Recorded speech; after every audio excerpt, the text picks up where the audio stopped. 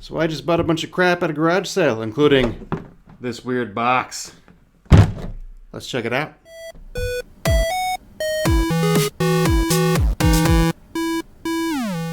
So I saw this listing on Facebook Marketplace saying, gaming garage sale, everything half price. Half price of what? No idea. So anyway, I checked it out, and yeah, they were selling a whole bunch of stuff. Mostly video games, Xbox 360, PlayStation 2, 3, 4. I wasn't too interested in, like the newer stuff, but I did out of that grab a GameCube game, Rouge Squadron 2. It was priced at $12, so I got it for $6. The disc was clean, and it included instructions, so hey, why not? I figured that might be a good deal.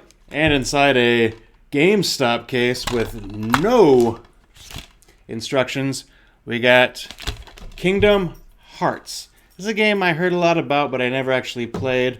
So I thought, hey, I'll buy a copy and I'll get into it. Why not? I'm looking for something a little Final Fantasy-like, and I believe this kind of hits that area. So, looking forward to testing that out. There weren't a whole lot of Nintendo games. In hindsight, though, I still probably should have picked them all up. I ended up going with golf and tennis, a couple sports games for, two of them. Got them both for $3 total. And Kung Fu and RC Pro-Am. Got these, so $5 each, half price, so $5 together. Not bad. Now, Kung Fu for the NES, I never really played, but I played the mess out of this game on the Commodore 64. So, I'm actually kind of looking forward to that. I had a lot of fun with it then. Hopefully it's pretty similar. Actually, hopefully it plays better than the C64. I mean, it should, right? And RC Pro-Am was one of the few racing games I actually liked. There's not a whole lot of them I really got into. But yeah, RC Pro-Am was definitely one I had a lot of fun with. So, looking forward to checking this one out again. And this one belonged to... looks like Jeremy Harshman, so thank you, Jeremy. Big ups. But enough of that. Let's get into this weird box that they have, this case they're selling for $15. So let's open her up and see exactly what it's got to say for itself. So I thought this looked pretty cool, and I was like, all right, I want a nice little case to keep, I can keep it in the garage, keep it on the counter, whatever, dust cover. It's a little scratched up, but big whoop. This thing is probably 30 years old now. Maybe not quite that old, but about that, right? But opening it up, a little strange here. It's got like a little place for the gun, and your NES is supposed to sit on here, but it just doesn't quite sit right. It's kind of awkward. So grabbing it and putting it on there, like it's got these notches here, like it's supposed to be sitting on flat, but it doesn't quite do that. Doesn't really sit here. It's got a couple holes for the feet, I guess, but they're in the back. So we put them in there. Make sure it's in there the way it's supposed to be. And you got this weird gap here, and then this gap, I guess, where you can see the gun handle. So it sits a little awkwardly in there. I mean, it sits fine, but the placing of it seems very, very strange. Doesn't seem to make a whole lot of sense to me. It does have this nice little notch in back, so wires, your AV cords, your power cord, you can slide that through, and it can still sit in your counter and sit okay. When it comes to plugging in controllers, you try to plug it in here. This front part's in the way, so you gotta lift it up, plug it in, set it back down, and the wire's there.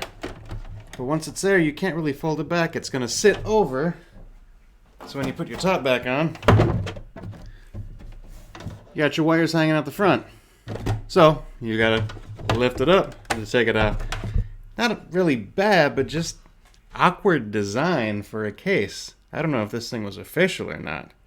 Yeah, I'm just not seeing that Nintendo seal of quality. But then also, you got all these lines for the games, so you think you can stack your games up, kind of awkwardly, in here. Like so. But when you go to put on the case, it's just a little bit too big. It's just a tiny bit too big. So, you got to put them on their side. But then they don't quite fit right lengthwise. This is just such an awkward design. I'm really not understanding this. So I guess you just kind of put 3 across the back, but with one spot missing right here so you can get your wires through the back. I don't know. And there's definitely no way this thicker case is going to fit in there. So I did a little more research on this case, aka I googled it. And apparently this is just a third-party case that just happens to say Nintendo. In fact, there were copies of this made for Sega Genesis, Sega Master System, and possibly the Atari even. I'm not quite sure. And there was also just a generic one that said video games instead of Nintendo on the case. So that's why this thing, it's not made specifically for Nintendo. That's why this thing is not exactly a good fit. So, well, oh well. So I may have to mess around and see which system fits better and scrape this name off, right? So at the end of the day, $25 for these 6 games in this kind of awkward case. Not terrible. Could have done worse, right? Anyway, let me know if have any of you guys run into any cases like this or something similar where it just wasn't quite fitting right and is a little awkward. Let me know. I'm kind of interested to hear stories like that. This is kind of interesting and funny to me. Anyway, this is Coach Troy. Thanks for joining me, and I'll see y'all next time. Thanks y'all for watching as I travel into the world of retro gaming. If you want to see more videos like this, feel free to subscribe. Or if you're interested in my other hobbies of board gaming or fitness, check out my other channel. This is Coach Troy, and I'll see y'all next time.